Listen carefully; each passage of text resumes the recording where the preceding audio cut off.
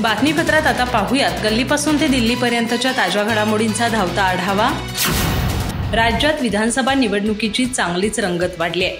निवडणुकीच्या मैदानात प्रमुख 6 पक्ष असल्यामुळे सत्ताधारी महायुती आणि विरोधी पक्षाच्या महाविकास आघाडीने जोरदार मोर्चेबांधणी केली आहे।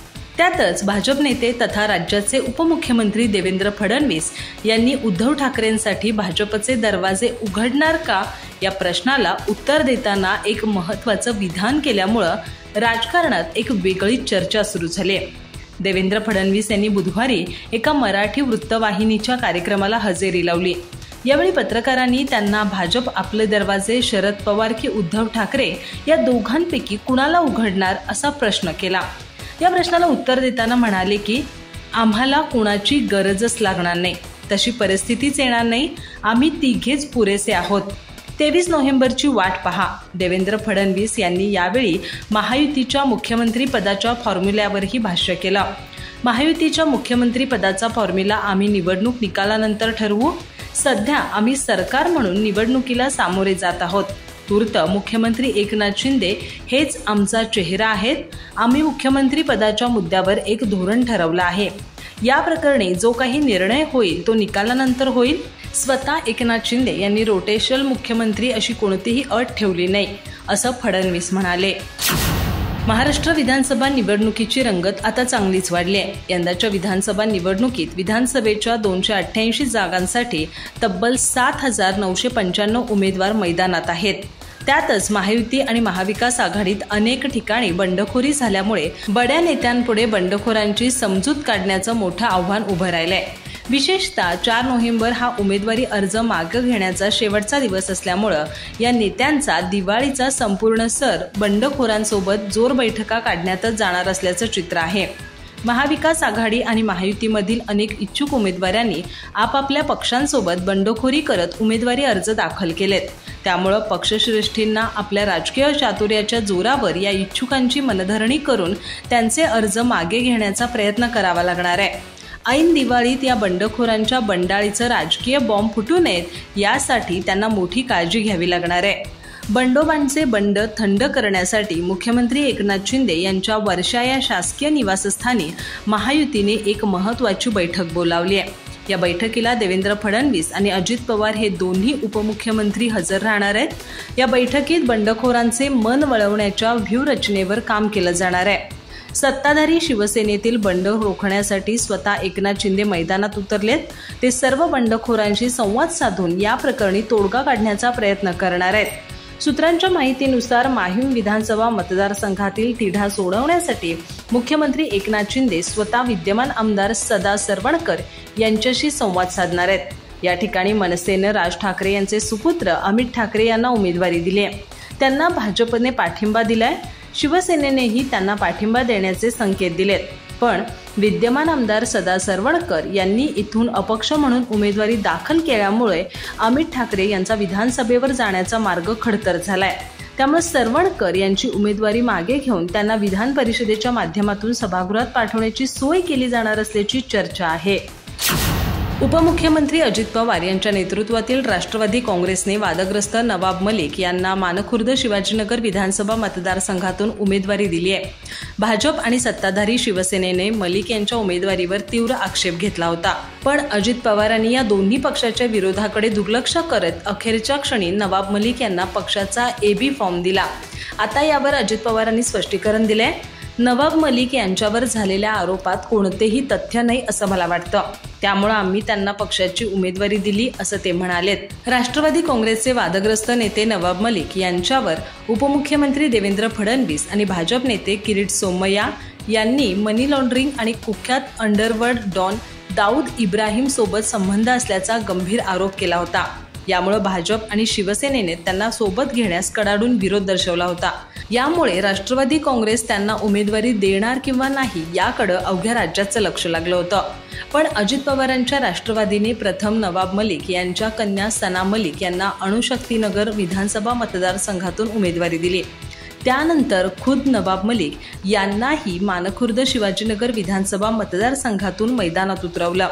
त्यांच्या या भूमिकेवरून महायुतीत वाद निर्माण झाला असताना आता स्वतः अजित पवार यांनी एका वृत्तवाहिनीशी बोलताना या संबंधीची आपली भूमिका स्पष्ट केली आहे। समीर भुजबळ नांदगाव विधानसभा मतदारसंघातून अपक्ष लढणार आहेत। त्याने निवडणुकीत उभे राहण्याबाबत मला विचारलं होतं। मी त्याला राष्ट्रवादी काँग्रेसच्या सगळ्या पदांचा राजीनामा द्यावा लागेल असं सांगितलं। त्यानुसार त्याने सर्व पदांचा राजीनामा देऊन अपक्ष उमेदवारी अर्ज दाखल केला असल्याचं छगन भुजबळ यांनी सांगितलं। समीर भुजबळसाठी आम्ही सुद्धा घड्याळ निशाणी घेतली असली पण आम्ही तत्व पाळलेत, त्यामुळे समीर भुजबळने सर्व पदांचा राजीनामा देऊन अर्ज भरला असून अपक्ष लढणार आहे असंही छगन भुजबळ यांनी सांगितलं। शिंदेंनी हेलिकॉप्टरने एबी फॉर्म पाठवण्यावर भुजबळ म्हणाले, नाशिकमध्ये त्यांनी इगतपुरी, दिंडोरी आणि देवलाळी इथं एबी फॉर्म पाठवले होते, पण इगतपुरी येथील उमेदवार मनसेमध्ये गेल्यानं तिथं फॉर्म पाठवला नाही। नाशिकमध्ये महायुतीतील पक्षांकडून देण्यात आलेल्या 2-2 उमेदवारांबाबत अजितदादा आणि सगळी मंडळी बसून चर्चा करतील असंही भुजबळ यांनी सांगितलं। अनेक मतदारसंघात 2-2 उमेदवार देण्याबाबत भुजबळ म्हणाले, केवळ नाशिकच नाही तर इतर अनेक ठिकाणी 2-2 उमेदवारांनी फॉर्म भरलेत। 4 नोव्हेंबर रोजी अर्ज माघार घेण्याच्या दिवशी सर्व चित्र स्पष्ट होईल। बंडखोरांचे बंड शमवण्यासाठी महायुती तसंच महाविकास आघाडीकडून प्रयत्न सुरू असतीलच। माघारीच्या दिवसापर्यंत 90% बंड थंड झालेले असेल, पण जे ऐकणार नाही त्यांच्यासाठी देखील निवडणुकीच्या शेवटच्या दिवसापर्यंत प्रयत्न सुरू असतील। आर पाटील यांचे केस फार लहान होते, ते केसाने गळा कापू शकत नाहीत। अत्यंत प्रामाणिक आणि कर्तबगार असे या राज्याचे ते गृहमंत्री होते, त्यामुळे त्यांनी कधी गृहमंत्री म्हणून चुकीचं काम केलं असं आम्हाला वाटत नाही, असं म्हणत ठाकरे गटाचे खासदार संजय राऊत यांनी अजित पवारांना टोला लगावलाय। संजय राऊत पुढे बोलताना म्हणाले की अजित पवार यांनी काल आर पाटील यांनी सिंचन घोटाळ्यावर सही केल्याचं जनतेला दाखवलं, तसंच फडणवीस यांनी मला सही केल्याचं दाखवलं असंही त्यांनी म्हटलं। त्यामुळं आता अजित पवार आणि देवेंद्र फडणवीस यांच्यावर गुन्हा दाखल व्हायला पाहिजे, कारण त्या दोघांनी संविधानानुसार गोपनीयतेची शपथ घेतली आहे। शपथ घेतल्यानंतर अशी माहिती सार्वजनिक करणं हा गोपनीयतेचा भंग आहे आणि फार मोठा गुन्हा आहे। त्यामुळे राज्यपालांनी या दोघांवर गुन्हा दाखल करण्याचे आदेश दिले पाहिजेत। संजय राऊत यांनी मावियातील बंडखोरीवर देखील भाष्य केले। ते म्हणाले की 90% नाराजांची समजूत काढण्यात आम्ही यशस्वी झालो आहोत। निवडणुकीत अर्ज मागे घेण्याची मुदत आहे, त्याआधी एकत्र बसू आणि आमच्या प्रत्येक घटक पक्षाच्या उमेदवारांनी अर्ज भरलाय त्याची समजूत काढू। मावियाला निवडणुका जिंकायच्या आहेत, त्यामुळे 2-4 जागा मित्रपक्षांनी जास्त लढल्या आणि जिंकल्या तर इतर घटक पक्षांना वाईट वाटण्याचं कारण नाही। जिथं ज्या पक्षाची ताकद जास्त आहे त्या ठिकाणी तो पक्ष जास्त जागा लढवेल। विदर्भात काँग्रेसला वेगळं स्थान आहे, त्यामुळे तिथं त्यांच्यात जास्त जागा दिसतायत। आम्हाला त्या राज्यात बदल घडवायचा आहे आणि बदल घडवण्यासाठी सर्वांनी एकत्र राहणं गरजेचं आहे। प्रत्येकाला उमेदवारीची इच्छा असते। 288 जागा अलायन्समध्ये कोणालाच लढता येत नाहीत। मावियामध्ये कुठेही मैत्रीपूर्ण लढत नाही। कुणी जर अर्ज दाखल केले असतील तर मागे घ्यावे असं आवाहन काँग्रेस प्रभारी रमेश चेन्नीथला यांनी काँग्रेसच्या पदाधिकाऱ्यांना केले। मावियामध्ये सर्व पक्ष एकत्र निवडणूक लढवत आहेत, तर दुसरीकडे महायुतीमध्ये केवळ भाजप निवडणूक लढत आहे। शिंदे गटाकडून भाजपचे उमेदवार लढत आहे, अजित पवारांच्या पक्षातून भाजपचे लोक लढत आहेत। हे सगळं त्यांचे पक्ष संपवण्यासाठी सुरू आहे। रमेश चेन्नीथला पुढे बोलताना म्हणाले की महायुती संपली आहे, तिचं काही अस्तित्व उरलं नाही। महायुतीमध्ये केवळ भाजप निवडणूक लढवत आहे। शिंदे गट आणि अजित पवार यांच्या पक्षातून केवळ भाजपचे उमेदवार निवडणूक लढवत आहेत असा टोला त्यांनी यावेळी बोलताना लगावला। रमेश चेन्नीथला म्हणाले की शिंदे आणि अजित पवार यांना या निवडणुकीतून संपवलं आहे। आम्ही सर्व पक्षांना सोबत घेऊन मावियामध्ये काम करत आहोत। 180 ते 200 जागांवर भाजप लढत आहे। त्यांना स्पष्ट संदेश द्यायचा आहे की महायुतीमधील पक्षांना संपवायचं आहे। काँग्रेसच्या कार्यकर्त्यांना आणि पदाधिकाऱ्यांना यांनी एबी फॉर्म दिलेला आहे, त्याचाच प्रचार करावा। समाजवादी पक्ष आणि आमच्या आघाडीबद्दल चर्चा सुरू आहे। 4 तारखेआधी त्यावर निर्णय होईल। हे सरकार बिनकामाचं आहे, त्यामुळे यंदा मावियाचं सरकार हेच आमचं ध्येय आहे। लाडकी बहीण योजना बंद केली कारण त्यांच्याकडे पैसा नाही म्हणून। त्यांनी निवडणूक आयोगाला पुढे करत ही योजना बंद केली, केवळ निवडणुकीसाठी ही योजना होती असा आरोप त्यांनी केलाय। आपल्या देशातील शीख फुटीरवाद्यांना लक्ष करण्याच्या कटामध्ये गृहमंत्री अमित शहा असल्याचा आरोप कॅनडाच्या सरकारने केलाय। रॉयटर्सच्या रिपोर्टनुसार कॅनडाचे उपपरराष्ट्र मंत्री डेव्हिड मॉरिसन यांनी मंगळवारी संसदीय पॅनलमध्ये हा दावा केला।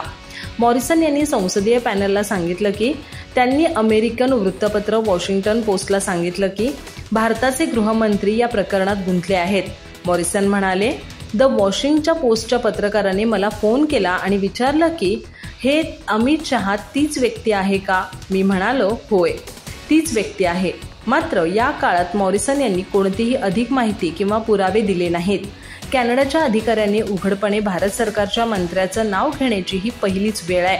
14 ऑक्टोबर रोजी अमेरिकन मीडिया हाऊस वॉशिंग्टन पोस्टने कॅनडाच्या अधिकाऱ्यांचा हवाला देत दावा केला होता की गृहमंत्री अमित शहा आणि भारतीय गुप्तचर संस्था रॉय यांनी संयुक्तपणे कॅनडात गुप्तचर माहिती गोळा करण्यासाठी आणि खलिस्तानी दहशतवाद्यांवर हल्ला करण्याची परवानगी दिली होती। भारतीय परराष्ट्र मंत्रालय आणि कॅनडातील भारतीय उच्चायुक्तांनी या प्रकरणावर तात्काळ कोणतीही प्रतिक्रिया दिली नाही। मात्र भारत सरकारने कॅनडाचे यापूर्वीचे सर्व आरोप निराधार असल्याचे सांगत यामध्ये कोणत्याही प्रकारे सहभागी होण्यास नकार दिलाय। राष्ट्रवादी काँग्रेस पक्ष पुन्हा एकत्र येणार का याबाबत राज्याचे उपमुख्यमंत्री अजित पवार यांना प्रतिक्रिया दिली आहे। मी ज्योतिष नाही, राजकारणात काही येऊ शकतं असं सूचक वक्तव्य उपमुख्यमंत्री अजित पवार यांनी केलंय। एका मराठी वृत्तवाहिनीच्या कार्यक्रमात ते बोलत होते। दरम्यान अजित पवार पुढे बोलताना म्हणाले की काँग्रेस शिवसेना एकत्र येईल, तुम्हाला वाटलं होतं का, असा सवाल त्यांनी उपस्थित केलाय।